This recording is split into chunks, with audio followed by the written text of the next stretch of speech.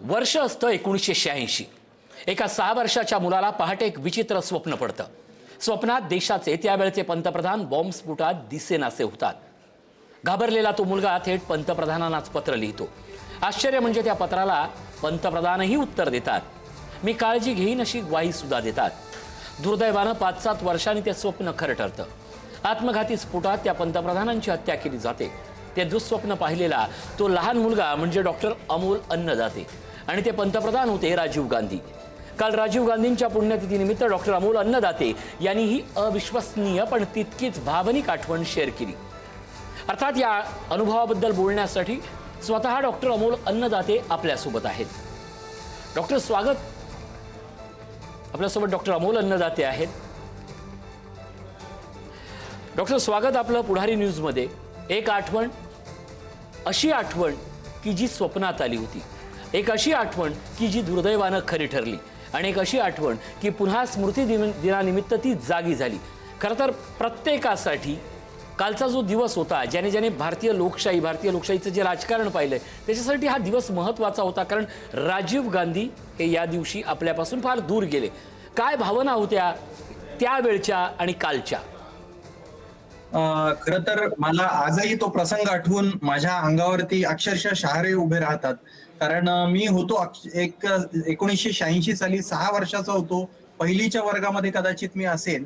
आणि तुम्हाला जर आठवत असेल तर आपल्या लहानपणी म्हणजे 84च्या आसपास राजीवजी हे इंदिराजींनंतर पंतप्रधान झाले आणि आपण सगळे लहान असलो तरी त्यांची जी छबी होती, त्यांचं जे बोलणं, त्यातल्या त्यात हमें देखना है असं जे गोष्टी असायच्या, म्हणजे फॅन्सी ड्रेसमध्ये मला आठवतं की मी शाळेमध्ये एकदा त्यांचा रोल मी केला होता आणि मी ते नाकातून थोडंसं हेल काढून ते बोलायचे. तर हमें देखना है एवढं फक्त डायलॉग मिळवून मी लहानपणी केजी किंवा पहिलीच्या वर्गामध्ये मी टाळ्या मिळवल्या होत्या. तर हे सगळं मनावर इतकं ठसलं होतं आणि मला माहित नाही का, कुठून, कसं, पण पहाटे 4-4:30च्या आसपास मी आईला जागं केलं आणि सांगितलं की अगं, आपले पंतप्रधान राजीव गांधी यांचा काही बॉम्बस्फोट किंवा असं काही झालंय का.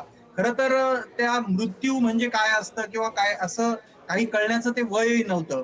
तर सकाळी उठल्यावर शाळेत जाताना मला आईने विचारलं की अरे, तू झोपेत सकाळी काय बडबडत होता. तेव्हा मी सगळ्यांना सांगितलं, घरच्यांना, की मला असं असं स्वप्न पडलं की राजीव गांधी असं एक बॉम्बस्फोट झालाय आणि त्याच्यामध्ये ते पूर्ण नाहीसे झालेत. घरच्यांनाही धक्का बसला की हे असं, हा काय बोलतोय इतका 6 वर्षाचा मुलगा. तर वडील डॉक्टर होते आहेत, तर त्यांनी सांगितलं की हे पत्र लिहून तू आवर्जून त्यांना कळव. आणि मी साधी आपली 4 लाईन्सच्या बुक्स असं असतात शाळेत जाताना, तेव्हा अक्षरशः पेन्सिलनी तोडक्या मोडक्या इंग्रजीमध्ये मला थोडं डिक्टेशन दिलं भावानी, मोठ्या माझ्या वडिलांनी, आणि त्याच्यामध्ये मी ते पत्र कसं बसं लिहिलं.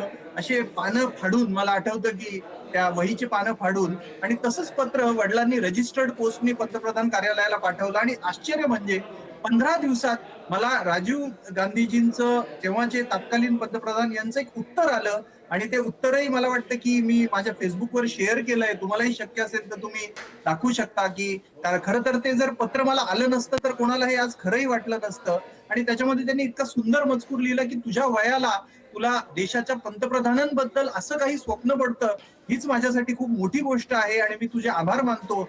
आणि तुला या सुट्ट्यांसाठी शुभेच्छा देतो. आणि कधी तू दिल्लीला येणार असशील तर तू आवर्जून माझा पाहुणा म्हणून, तू तुझ्या सुट्ट्या घालवण्यासाठी किंवा काही दिवस घालवण्यासाठी तू दिल्लीला ये, माझा शाही पाहुणा म्हणून.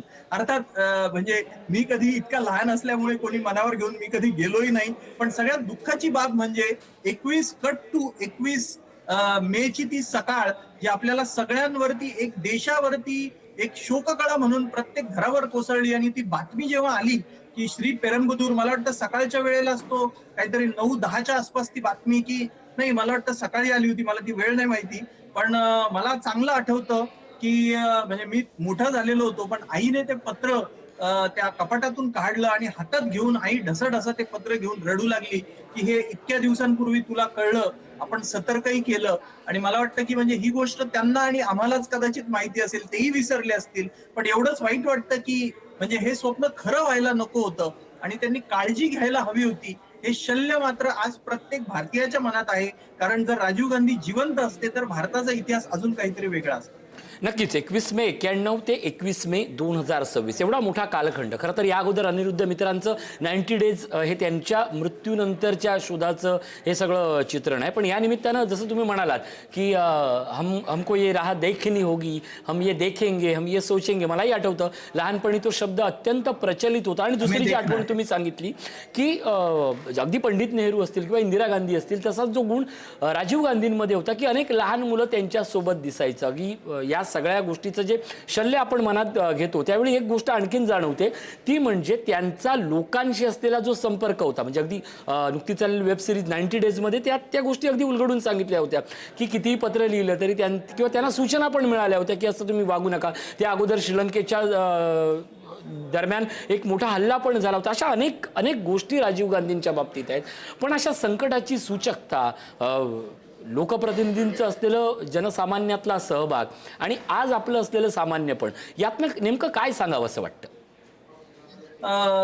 खरं तर मला असं वाटतं की हे यातून म्हणजे त्या काळी आणि आजच्याही काळी म्हणजे तेव्हा आपल्यावरती जो या सगळ्या हे जे फिगर्स होते म्हणजे अगदी लाल बहादूर शास्त्रींपासून इंदिराजींपासून राजीवजींपासून सगळ्या यांचं अगदी आपल्या 5-6 वर्षाच्या मनावरही यांची जी छवी होती ती खरंच एक वेगळी भावना किंवा एक अवीट अशी त्यांनी आपल्या मनावर एक छाप सोडली होती. आणि याच्यामध्ये विशेष सांगण्याची गोष्ट की 35 वर्ष झाले आज त्यांना जाऊन 1991 ते 2026 तुम्ही म्हटल्याप्रमाणे. पण तुम्हाला आश्चर्य वाटेल, काल सकाळी 11 वाजता मी दरवर्षी ठरवतो की हे लिहावं की लिहू नये, कारण हे थोडंसं गूढ मिस्टिरियस असं आहे. आपण विज्ञानाचे विद्यार्थी आहोत, मी स्वतः डॉक्टर आहे, पण मी हिंमत करून काल ती पोस्ट लिहिली. आणि तुम्हाला आश्चर्य वाटेल की ही कालपासून आज एक 24 तासामध्ये पूर्ण जगभरामध्ये जवळपास 20 लाख लोकांनी म्हणजे 2 मिलियन याचा आमच्या फेसबुक पेजवर याचा रीच झालाय. आणि जवळपास 5-7 हजार लोकांनी त्याच्यावर ज्या राजीवजींबद्दलच्या ज्या भावना व्यक्त केल्या आहेत त्याचं मला आश्चर्य वाटलं की 35 वर्ष होऊनही खरं तर आजचं जेनझी जे आहे त्यांना हा इतिहास, इमर्जन्सी असू द्या किंवा इंदिराजी, राजीवजी, पी.व्ही. नरसिंहराव ह्या जेनझीला काही माहित नाही, जेन अल्फालाही माहित नाहीये. पण आपण आज जी पिढी आहोत जी तेव्हा शाळेत होती त्यांनी हा इतिहास आपण बघितलाय. तेव्हा तर चॅनल्स नव्हती, काही नव्हती, पण तरी 5,000 लोकांनी त्यांच्याबद्दल ज्या भावना व्यक्त केल्या त्याच्यावरून मला एक गोष्ट लक्षात आली की इतकी वर्ष उलटूनही या लोकांचा जनसामान्यांच्या मनावरती जो पगडा किंवा जी छाप त्यांनी सोडली ती आजही इतक्या 3-4 दशकं उलटूनही ती टिकून आहे, हे मला खूप विशेष वाटलं. आणि मला वाटतं की आज खरंच म्हणजे आपण जे बोलतोय हे गुगल मीटवर आपण जे बोलतोय, जे कम्प्युटरचं युग आलं, आपण मोबाईल फोन, व्हॉट्सअप हे जे युग आलं, याचं मला असं वाटतं की कुठेतरी नक्कीच या माध्यमांचं श्रेय हे राजीवजींना, कारण तंत्रज्ञानाची आवड असलेले एक पंतप्रधान म्हणून त्यांची ख्याती होती, याचं श्रेय नक्कीच राजीवजींना मला वाटतं द्यावं लागेल. आणि तशी कृतज्ञताही माझ्या फेसबुक पेजवर हजारो वाचकांनी लिहिलेली आहे. नक्कीच 21 मे 1991 ज्याला आपण दहशतवाद विरोधी दिन मानतो, त्या अगदी आपल्याला या अगोदरच्या आपल्या म्हणजे तुमच्यासोबत माझ्यासोबत जी पिढी मोठी होत होती त्यांनी या अगोदर अशा प्रकारचं कृत्य पाहिलं नव्हतं. कारण त्याच्यातनं एकाच वेळी दहशतवाद हा शब्द आला होता, सायनाईड नावाचा एक शब्द आला होता की कोणाला तरी मारायचा आणि पटकन सायनाईडनं आपण स्वतःला संपवून टाकायचा, आत्मघातकी हा शब्द आला. आज एवढ्या वर्षानंतर दहशतवाद या शब्दाकडे पाहताना, ती आठवण आठवताना आणि या सगळ्यातनं जेनझीचं जे कनेक्शन आहे, जे आपण म्हटलं राजीवजी सोबत असलेलं कनेक्शन दिसून आलं, या सगळ्याचा अर्थ आपण कसा घ्यायचा आणि नव्या पिढीला कसा सांगायचा? मला असं वाटतं की आपलं म्हणजे खरं तर त्या काळी माध्यम ही फार नव्हती. म्हणजे खूप अगदी रेडिओ म्हणजे टीव्ही पण black and white hardly TV होता. तर मला वाटतं की हा जो 1970 पासून ते अगदी 95 पर्यंतचा म्हणजे जेव्हा ग्लोबलायझेशन सुरू झालं, म्हणजे मनमोहन सिंग 1991 नंतर म्हणजे पी.व्ही. नरसिंहरावांच्या सरकारमध्ये ते अर्थमंत्री झाले आणि तिथून जागतिकीकरण आणि खुली बाजारपेठ आली आणि तिथून सगळा देशच बदलला पूर्ण.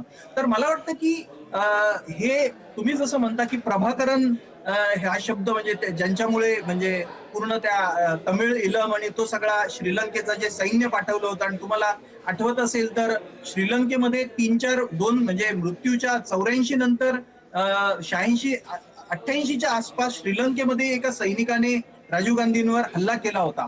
तर आणि आपण बघतो की नंतर 26/11 आपल्याकडे घडलं.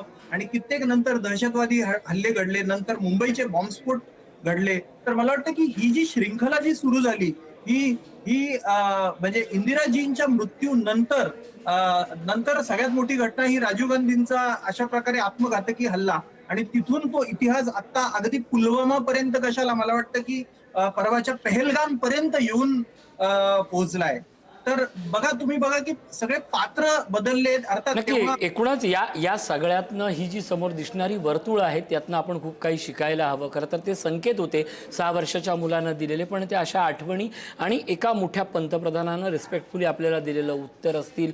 आजही आपला लढा दहशतवादाविरुद्ध सुरू आहे. या सगळ्याचं स्मरण करून या गोष्टी आपण संदर्भ म्हणून पुढे जपणं हीच खरी काळाची गरज आहे. तुर्तास धन्यवाद डॉक्टर अमोल अन्नदाते या सगळ्या संवादाबद्दल.